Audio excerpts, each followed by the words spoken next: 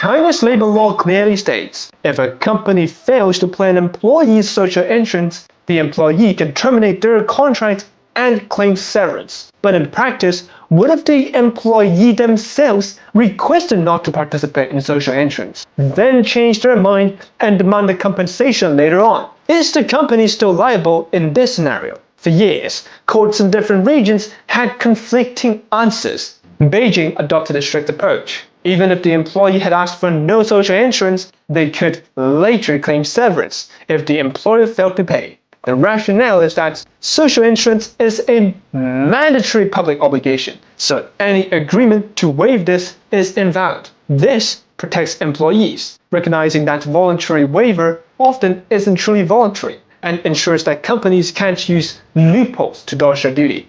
However, this would seem unfair to employers who acted in good faith at the workers' request, and risk being exploited by employees seeking both higher pay and compensation. Jiangsu and Zhejiang courts, by contrast, favored the principle of good faith. If an employee refused social insurance and later claimed compensation, the courts generally sided with the employer.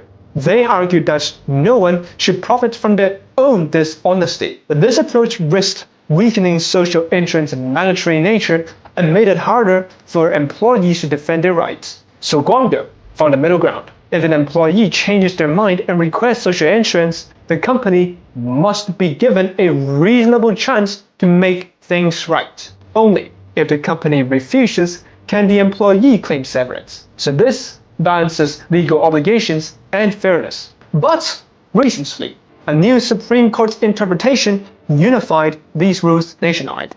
Any agreement to waive social insurance is now invalid, and employees can claim compensation if the employer fails to pay. However, if the employer later pays the social insurance, they can recover the compensation. This creates a closed loop, which mandates payment while preventing unjust enrichment. Yet, if the employee insisted on no insurance, the employer might still feel wronged. The Guangdong warning and correction model arguably remains the fairest solution in my personal opinion, as it filters out opportunist claims while defending the rule, which is social insurance must be paid, foreigner or Chinese. No exceptions here. Need a lawyer? Call Edgar.